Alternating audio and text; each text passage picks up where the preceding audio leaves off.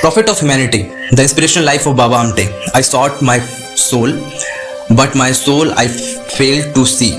I sought my God, but my God eluded me.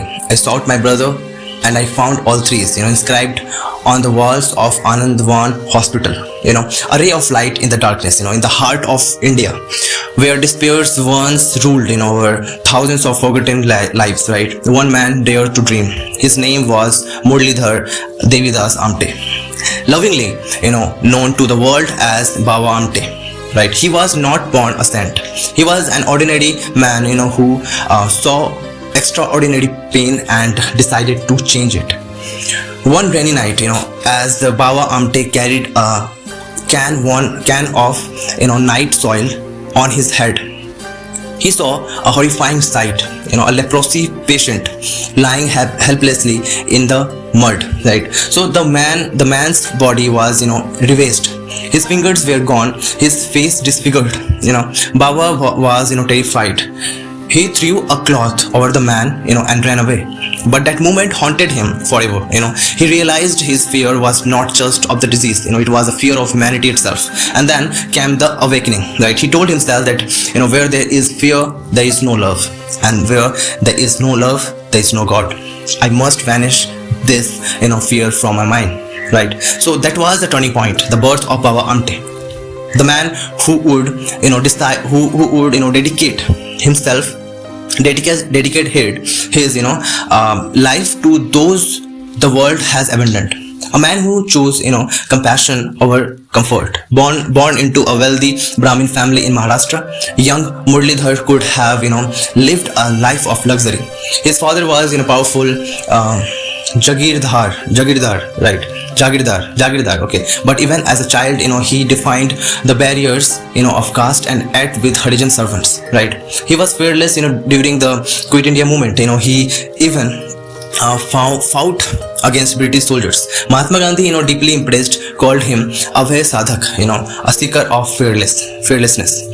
He studied law, became a successful lawyer. He earned good money, but his heart was restless. He told his wife, Sadhantai, right? Sadhanatai, okay, fine. He feel, guilty collecting fees, from the poor. As a landlord, I exploit them. I cannot live like this anymore. And so, he tore up his law degree, okay, gave away his property and went to live the poorest of the poor, right? The scavengers of Varora, he carried night soil on his head, lived in filth and worked with dignity because he wanted to understand, their pain.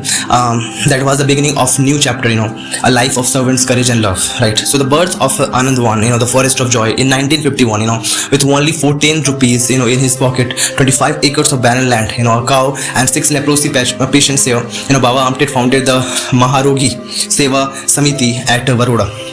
From that dream, was born Anandwan, meaning forest of joy. The land was dry, rocky,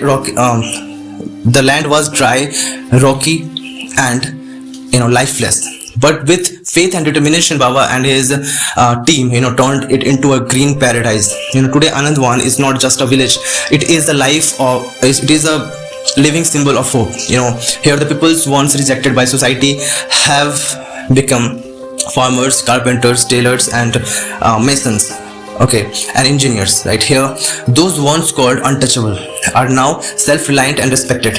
At Anandwan there is no leprosy patients, only human beings, with limitless potential, healing with dignity and science. Every year hundreds of leprosy patients are treated and rehabilitated at Anandwan.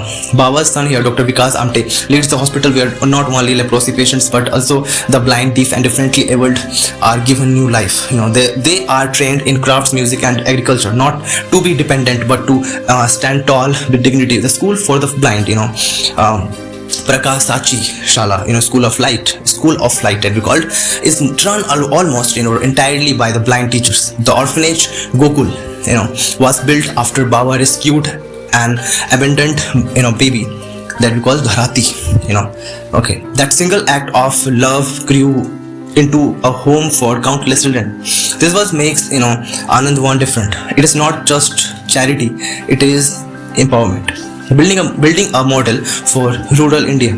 And Anandwan and its sister, projects Somnath and Ashokwan, Baba Amte created a self-sufficient, models of rural development. They practiced sustainable agriculture, was conservation and renewable source management long before these became buzzwords, right? Every drop of water was totally reused, right? Every piece of land was cultivated. Even the tools used by handicapped workers, were specially designed for their needs. At Somnath, the community built a 100-foot long dam without any engineers or contractors, proving that love, cooperation and willpower are stronger than any machinery. A home where love replaces pity. Anandwan is not just about work, it is about life. Here people live as families, cured patients marry, raise children and adopt elders as patients. There are no outcasts, only brothers and sisters bound by love. When a Swiss ambassador once asked, how is it possible that everyone here smiles, Baba replied, because the joy in Anandwan is more contagious than the disease that once haunted it. That is the spirit of Anandwan. The community built not on pity but on joy and equality. Hemalkasa, the people's brotherhood. Baba Amte didn't stop at Anandwan. He turned his vision towards the media gone tribals of Gat Chiroli. In 1974, he founded Lok Biradari Prakalp at Hemalkasa, one of India's remotest forests. Here his son, Dr. Prakash Amte and daughter-in-law, Dr. Mandakini Amte, began a revolutionary mission, bringing healthcare, education and dignity to tribal peoples who had been forgotten by civilization. They built a hospital in the jungle, taught tribals, how to use plows for farming, and trained local children to become paramedics. Even wild animals injured in the forest found shelters there, right? Forming what became known the Animals Ark of Hemalkasa. Dr. Prakash and Dr. Mandakini later received the Raman Magsaysay Award. Okay, but their true rewards remains the smile of the peoples they serve, right? A vision beyond religion and politics here. Though Baba Amte here respected all faiths. He followed no religion blindly.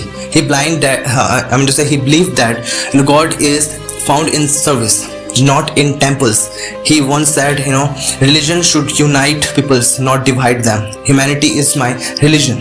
He lived the values of Gandhian self-reliance, creating villages, that could sustain themselves free from political and economic exploitation. Legacy of a living saint. Even while suffering from spinal disease, which left him unable to sit and stand properly, Baba never stopped working. He continued to travel, inspire and build, lying down in jeeps or stretchers if needed.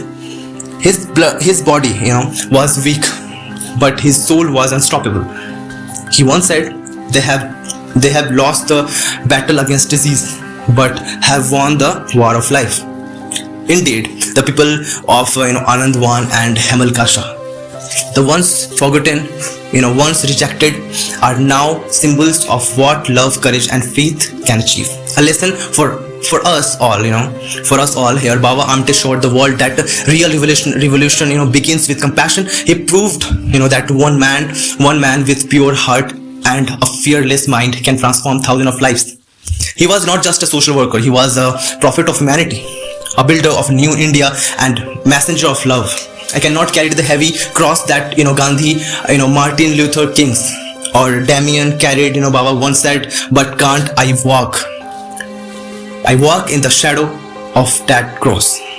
Yes, Baba, you did, and through your shadow, millions of still walk towards a brighter, kinder and more human world. So what's the message to the world here? That Baba Amte, the message, what the Baba are trying to address the message, to the world is Baba Amte's life, teaches us that you don't need wealth or power of change the world. Only courage and compassion. He turned fear into love, despair into hope, and pain into purpose. May his story reminds us that even in the darkest corners of humanity, one spark of kindness can light a forest of joy. So